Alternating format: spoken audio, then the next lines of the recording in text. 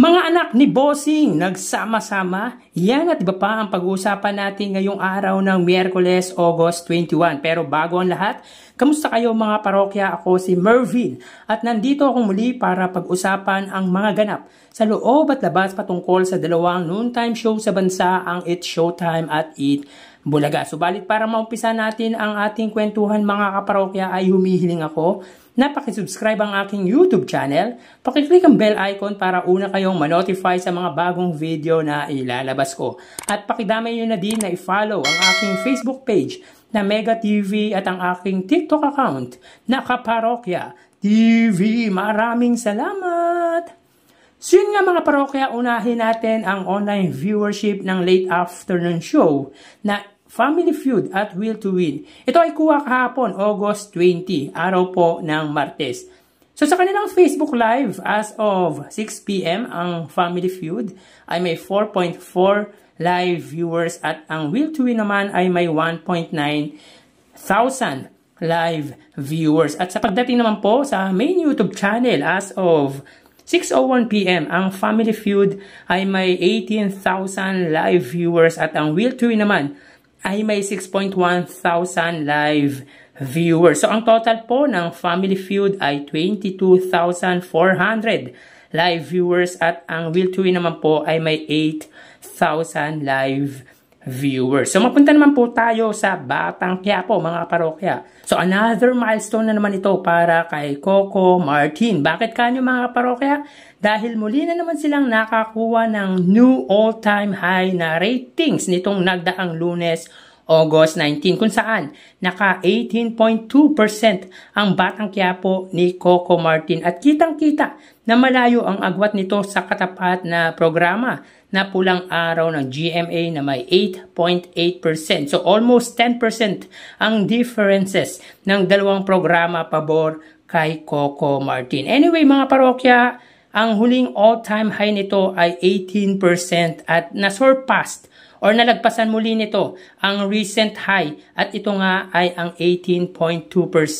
Patunay lang mga parokya na talagang paganda ng paganda ang kwento ng Batang Quiapo kung saan pumasok na ang character ni Barbie Imperial. So congrats Coco for surpassing your recent all-time high. Samantala, hindi talaga mapigilan ang main YouTube channel ng Eat Bulaga sapagkat muli na naman silang nakakuha ng 98,000 live viewers kahit pa taped or recorded ang episode nito kahapon August 20. So, yun nga mga parokya, around 1:59 p.m. sa segment na Gimme 5 ay muli na namang itong nakaabot almost century mark ng views online. Though, ang bagong record is 100,000 last Saturday. Pero syempre, maganda ito para sa Eat Bulaga dahil kahit recorded lang ang episode nila ay umabot ng ganyang kataas ang views nila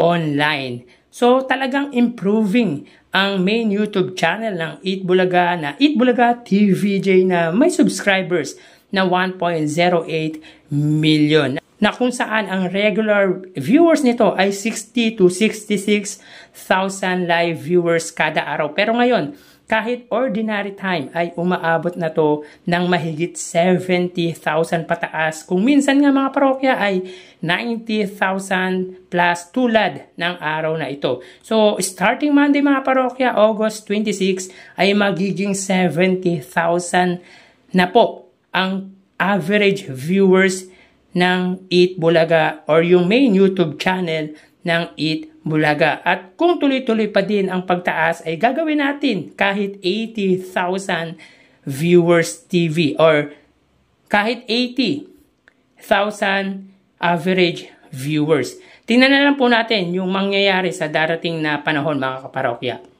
At bago natin pag-usapan ang main topic natin mga kaparokya ay humiling ako na pakisubscribe ang aking YouTube channel, pakiclick ang bell icon para una kayong manotify sa mga bagong video na ilalabas ko at pakidamay nyo na din na i-follow ang aking Facebook page na Mega TV at ang aking TikTok account na Kaparokya TV.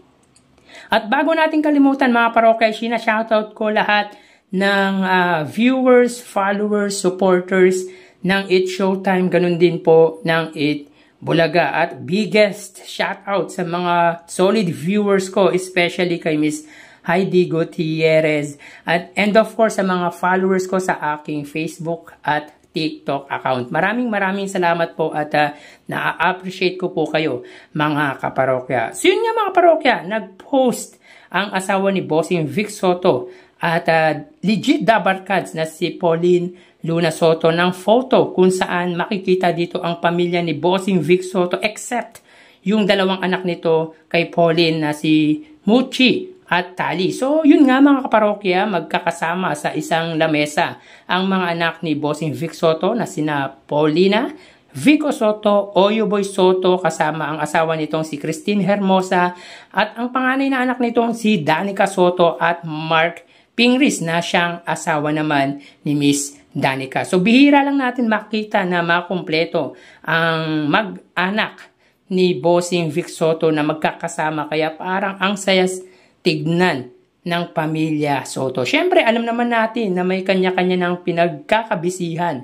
ang magkakapatid, lalo na ang alkalde ng Pasig na si Vico Soto. So, for sure, kung may masaya sa lahat, yan ay walang iba, kundi ang isa sa original host ng It Bulaga at muka ng dating VSD and Company na si Bossing Vic Soto. Siyempre, minsan nga lang, mapagsama-sama ang kanyang anak, kaya for sure masaya ito. So yun nga mga parokya, pinost ni Pauline Luna Soto sa kanyang social media account ang ganap sa pamilya Soto nitong nagdaang Martes. So hanggang dito na lang mga parokya.